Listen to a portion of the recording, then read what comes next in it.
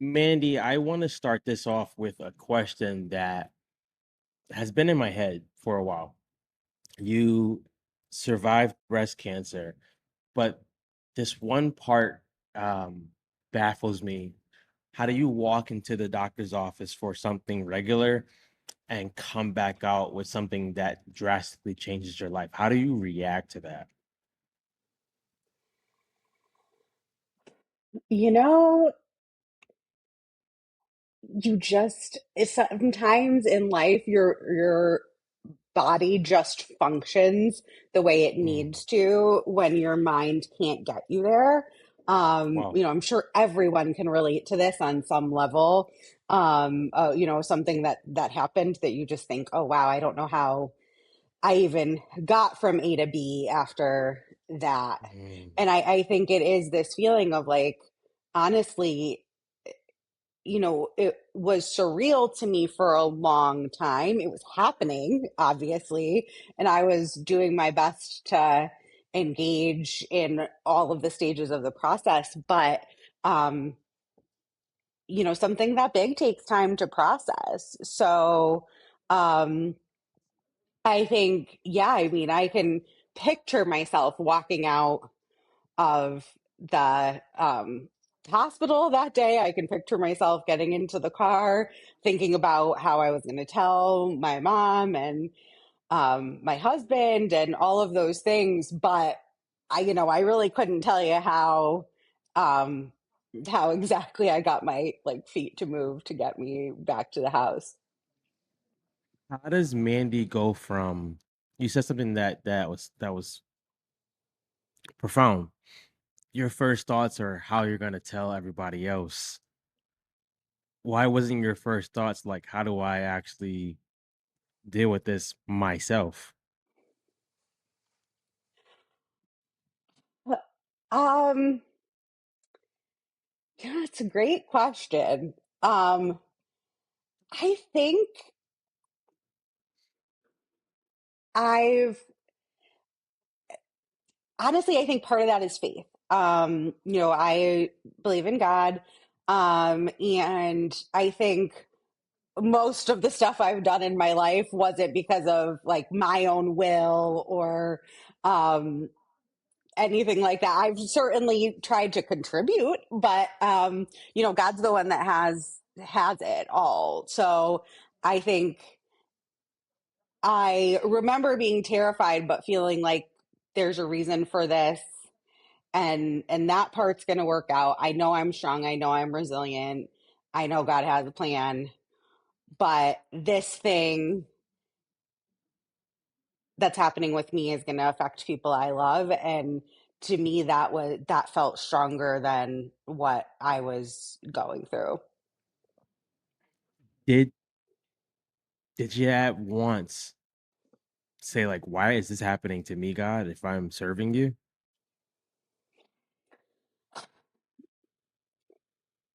I have had a lot of experiences in my life. In my family, there have been different health issues that have been my parents, and my husband had a really serious health issue in the past. And um, I think I've processed that question enough times that I we're not promised any reciprocity. It's not, the way I believe is that, it's not I serve God so that my life will be easy.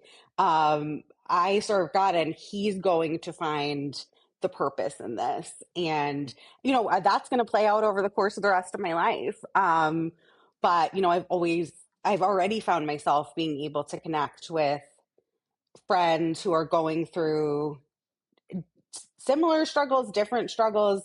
There's something about like pain and sorrow and struggle that when you've gone through it, really gone through it, you're able to empathize and connect with people who are going through it. Even if you can't directly empathize, and obviously you're not going to know their exact situation, but it does give you this extra opportunity to love people. And I think that knowing all of those things, I didn't have that question this time. I did certainly say like, okay, like this one stings, but I,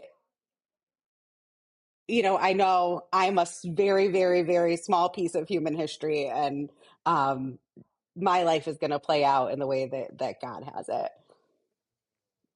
When do you think God allowed you to go through that for a specific reason or purpose? Because nothing you did wrong led up to that. It wasn't in your family. It just came out of nowhere. Like, do you think God allows you to face that for something? I do. I think here's the thing. I survived. A lot of people don't, and I don't think that God's purpose isn't as big for some people or others, depending on your result. I mean, this is a deep theological That's question you're a asking, Drew, and it's 9 o'clock in the morning for everyone who doesn't know when we're recording this. Um, but I think I do. I think God has a purpose in everything. And I don't think he causes or brings about any of this, but we live in a broken and fallen world. And I, I absolutely believe there's a purpose. That's what got me out of bed on the days I could barely get out of bed. Um, is because I knew that there's something bigger than me going on. wow. So you find out that you have breast cancer. You tell your mom who's had a bout with cancer. You tell your dad who's had diagnosis. What is that like? So I my relationship with my mom is it was she was the easiest person to tell because Mm. she had been through it and And she's Celeste. And she's Celeste. yeah, and she's awesome. If you yeah, Drew knows she's an angel, and so she was an easier person to tell again because of that empathy that she was able to have beyond just being my mom and someone I have an incredibly close relationship with. She has gone through the how do I tell the people I love Wow. stage of it. Wow. So, she was able to kind of understand that. Um, and to be honest, I didn't directly tell my dad. I told my mom to tell my dad initially because I was like, the idea of like I was able to envision what he would be thinking on Mhm. his end and feeling on his end because I'm, kind of a dad's girl. And I couldn't do it initially. I said, I'll be ready in a couple days maybe, but I emotionally can't handle that right now. And, um, about a week later, we were able to have a conversation about it. But he was the one that it was just, it was too hard. Was it because of him going through his stuff or because you don't want to see dad emotional?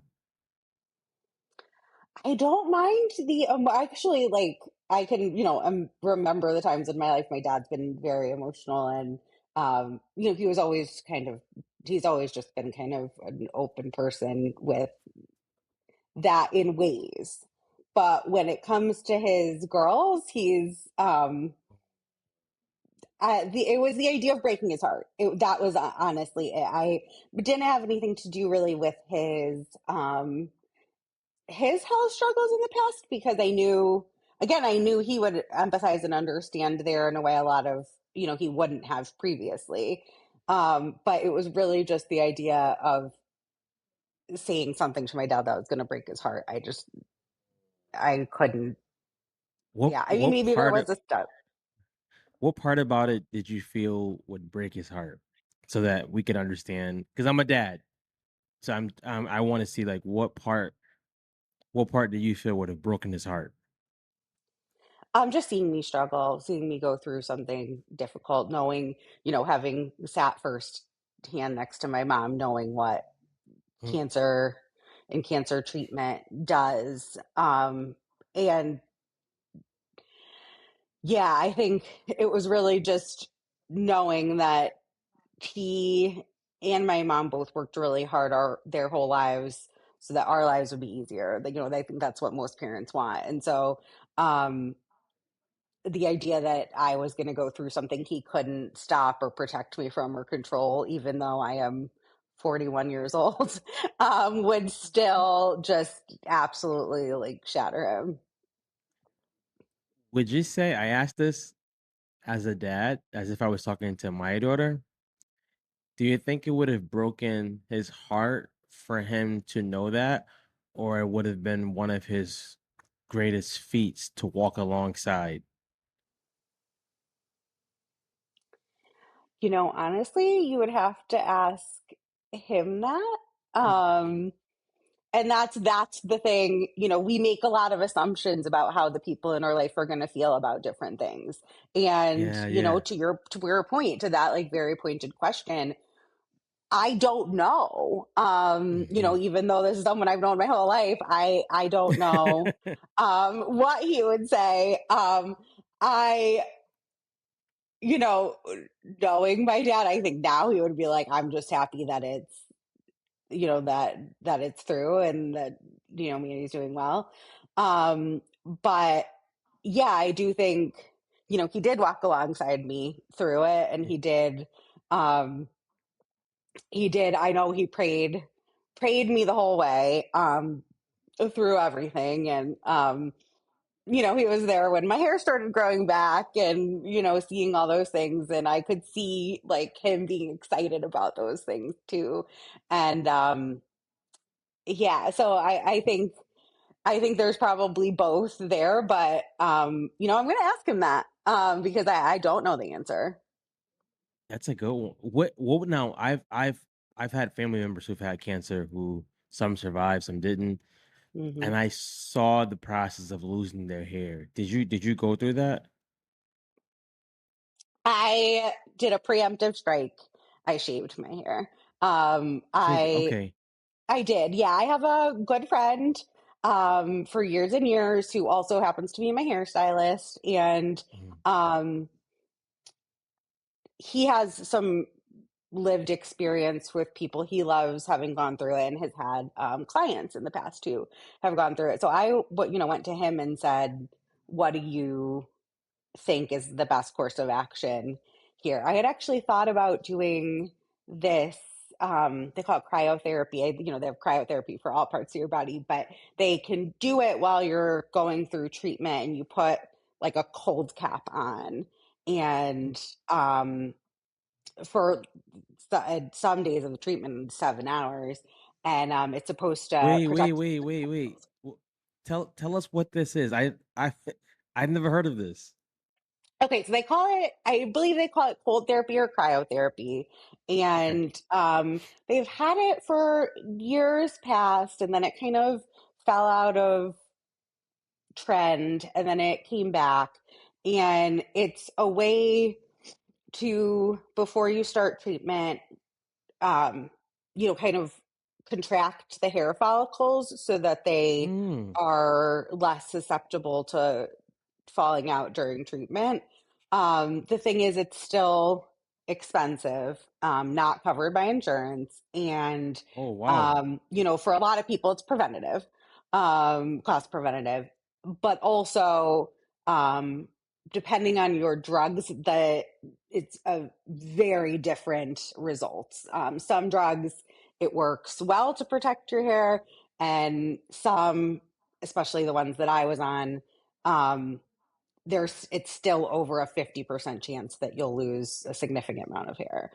So ultimately, I was planning to try that, but the timing of starting treatment, it fell through. So I was at the time really devastated, because for me, losing any physical manifestations of this were a removal of my privacy. Um, so it wasn't so much, that I have to look in the mirror and I look different thing, but it was, and that did come for sure. But it was more that, and when I lose my hair, little did I know I was going to lose my eyebrows and my eyelashes. And so Wow.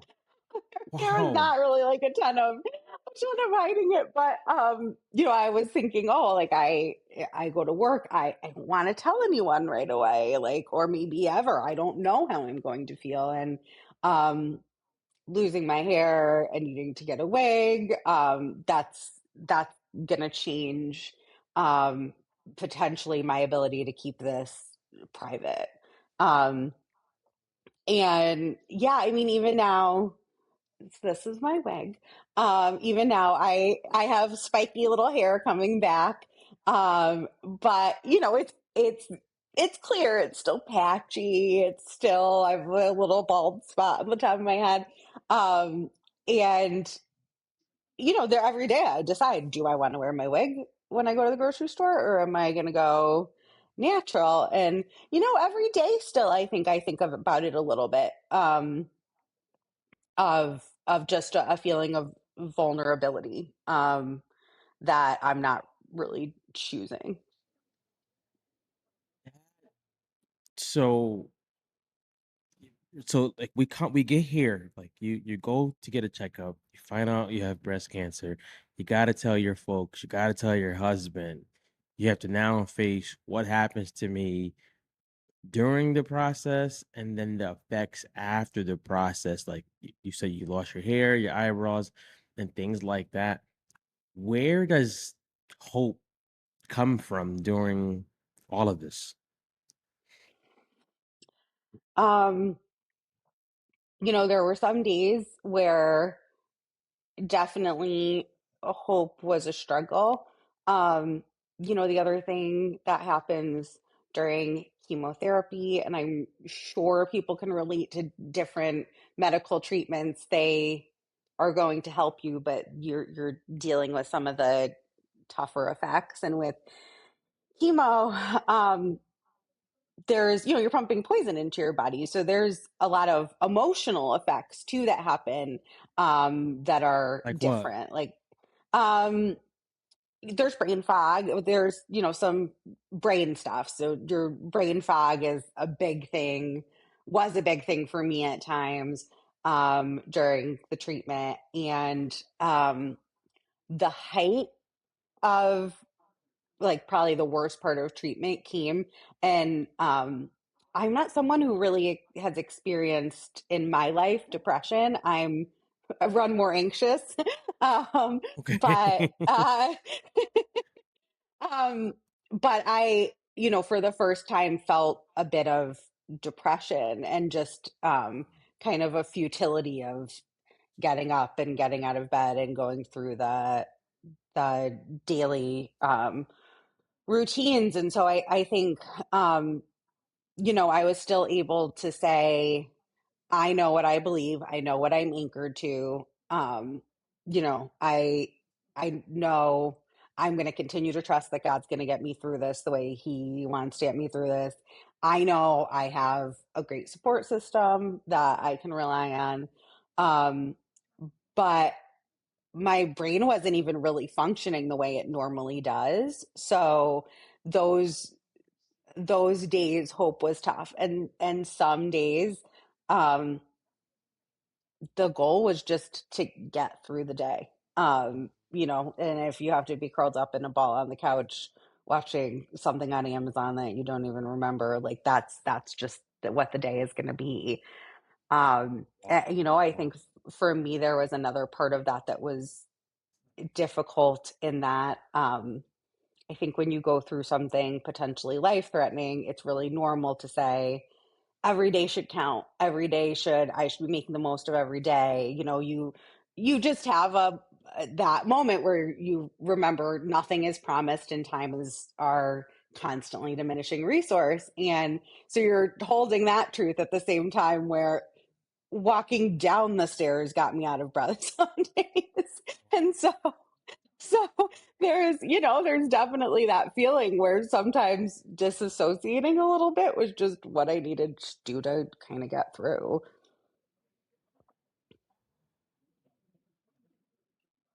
Hey, how does your husband see all of this? How does he couple with now we hear the wedding vows, right? To death do us part, through sickness and in health. We usually skip over the through sickness and health part, but how does he handle the news and then the journey? Um, yeah, you're so right. The sickness and the health part, yeah, the sickness is going to come when we're 90 and we die peacefully in our sleep side by side, like Um, Romeo and and Juliet you're, type status. yeah, it's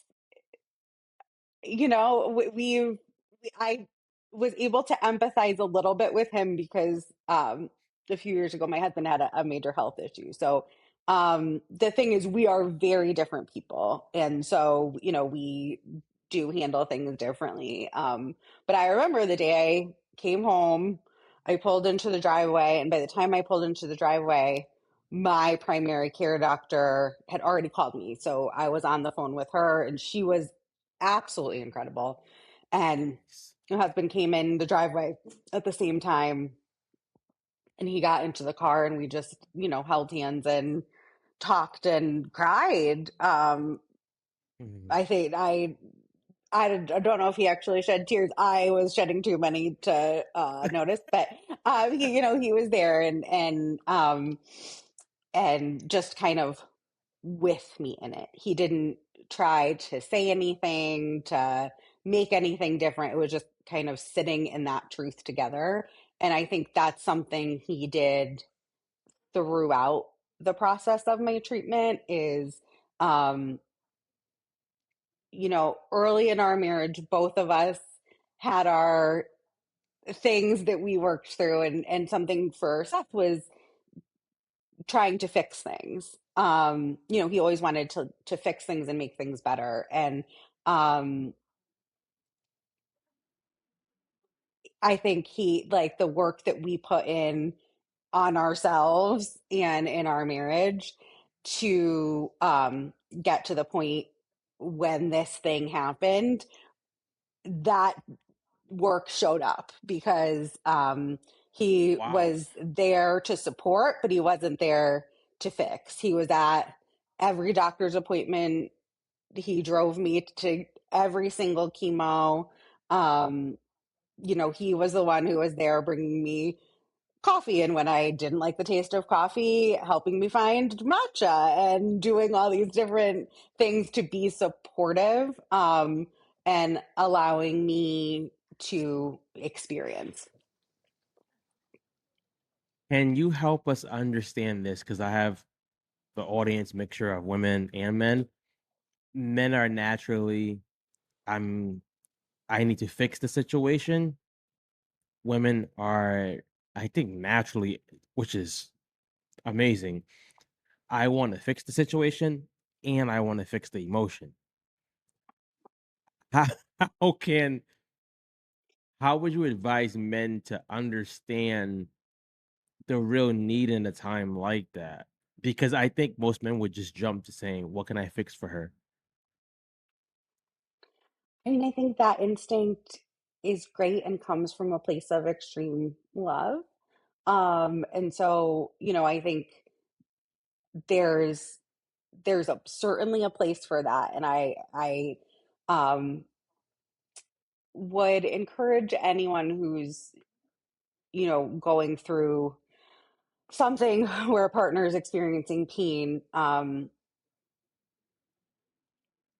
to not overthink it, because um, showing up, even um, in not exactly the right way, is still showing up. And so I think that is something I learned a lot through this process, is that a lot of us are afraid in friendships and marriages and relationships to show up the wrong way.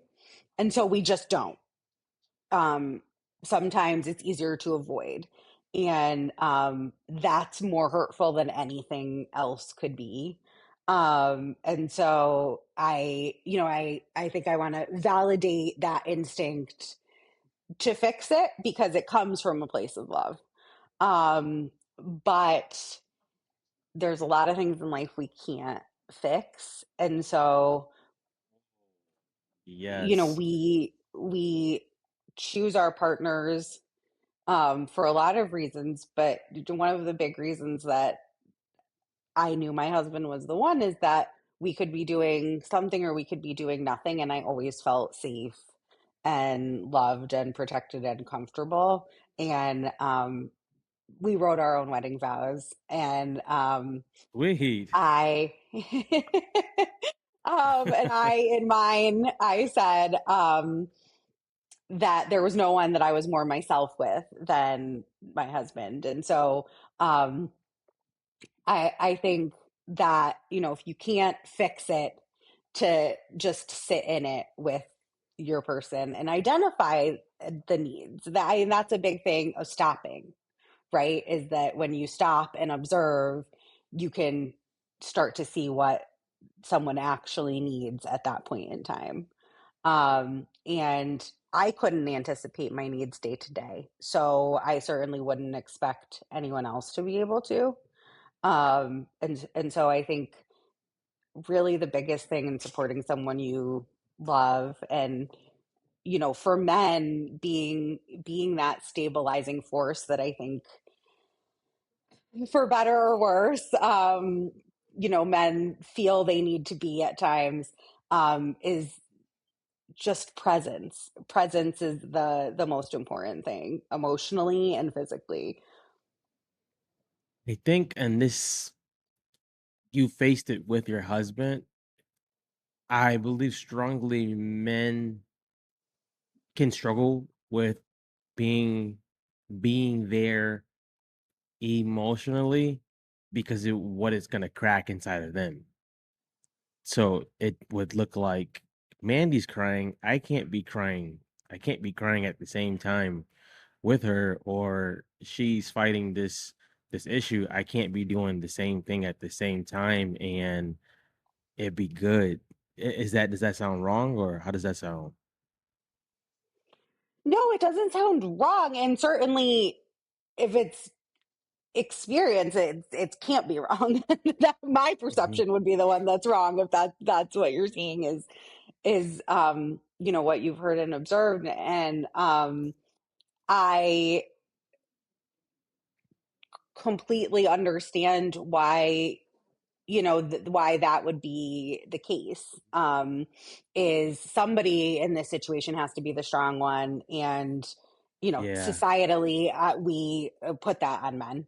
And the thing is, though, nobody has to be the strong one in a situation. I mean, there are times you just do what you have to do, and that that comes, and will happen.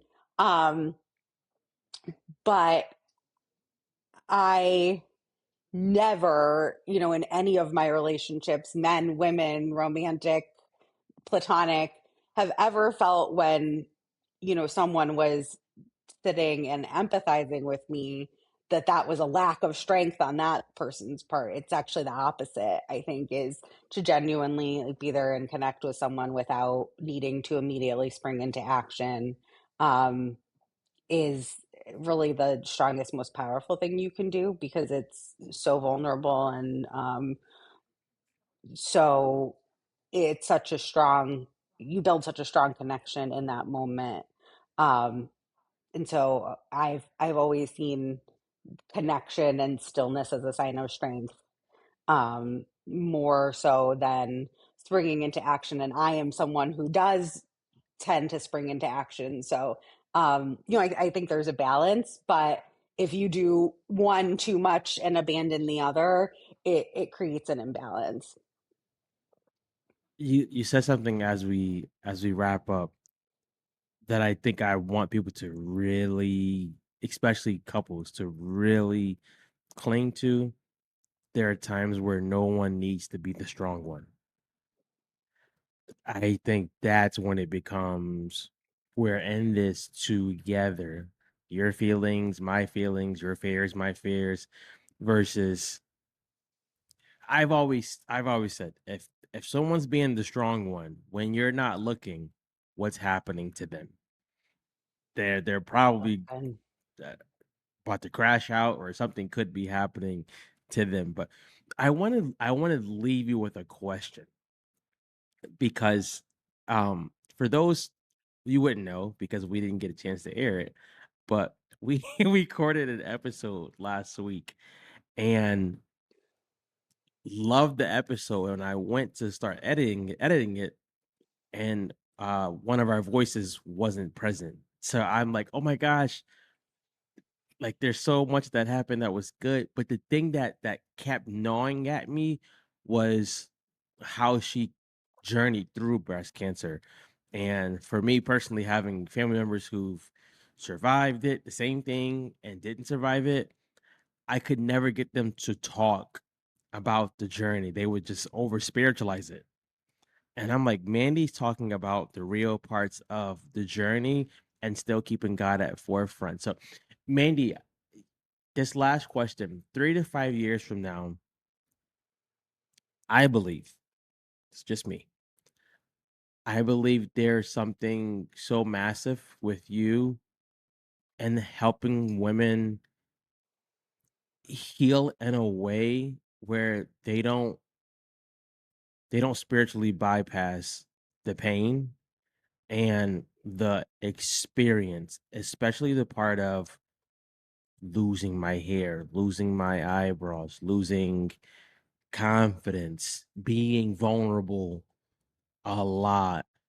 I think there's something so massive where you will have the opportunity to sit with women of stature and women who can't afford to be vulnerable because they're so scared of what people are going to say. And I think they're going to come to you and you're going to almost be able to feel like a mother figure for them because they don't have someone of spiritual depth and spiritual knowledge and the experienced knowledge who can walk with them through it. If that happens, how do you embrace that? you're making me tear up. I'm sorry. Yeah, I no, it's good. I can like feel in my body that's really powerful. I certainly hope that is the case. Um, and I think life experiences, all of them, there are a blessing because they give, for me, it's always given me a chance to move forward with a more enhanced knowledge, a different view of the world, a different understanding and heart for people experiencing struggle. And, I will say this, the church is, in my personal experience, is not great at handling pain. Um, it's and I hate even saying it. I hate that that's a truth that I have heard from many people, is that the church has a hard time doing that, and people have a hard time going even to small groups and things like that, and really talking about what authentically is going on. And Yeah. I think that's something that's been on my heart for a long time because I watched my Oh parents go wow. through it, being plugged into a church, and at times getting support, or like a lack of support in, sometimes in their experiences that were really good, and then others that were, probably opportunities for improvement. And I will say personally for both my husband and I, um, that should have been a place that we felt we could be authentic. But listen, prayer is incredibly powerful, and I would never discount that. But when someone you love is going through, or someone you care about, or another human being is going through something difficult, it's not the only It's way not. to show up It's for not. someone. And so I think, speaking, if I could speak to women in the future, I would really want to be, if I was able to, a safe space for, the stuff you don't want to say out loud, because, Yeah. Yes. you know, going through a medical treatment, especially holding in your emotions, and feeling like there's a place you can't bring that's just more stress on your body. That's just more cortisol. That's more inflammation physically at a time that you don't need it. And so I would love to be able to be a safe space, and to create opportunities for safe spaces for men and women to be able to just authentically be who they are without having to worry about um, dealing with the perceptions coming back on them from other people. I think that that's something that I wanted at times, and something I'd love to be able to be for women in the future. And I had no idea you wanted to do that. Yeah, it's Wow. been on my heart, and I'm waiting, because I have mentioned in this podcast I can be someone who kind of jumps into things, and I'm waiting to sit with this, to get through this, and to process more my experiences, and yeah, absolutely, in the future. It's really like wild that you're saying that, because this morning when I was getting ready to, just get the day going and knew I'd be talking to you, I was thinking, wow, in a year or two, I could see myself being Wow. ready to talk about how to support people. And I was thinking from my professional experience, even supporting employees in the workplace, going through um, difficult things, and how to, as someone with lived experience, what I could do to inform other people to foster these spaces, and care and support for people going through difficult life challenges. So it's just wild that you said that I believe today. that's the Lord. I had no idea. And the whole original Crazy. episode was supposed to be about something totally. Completely different. So it's definitely got. Well, guys, we are ending. I'll make sure that you guys get some links to follow Mandy. We are so grateful that she shared not only her story, but what's gonna happen in the next year and years to come. So, Mandy, thank you for coming on the show. Thanks, Drew. Always a pleasure.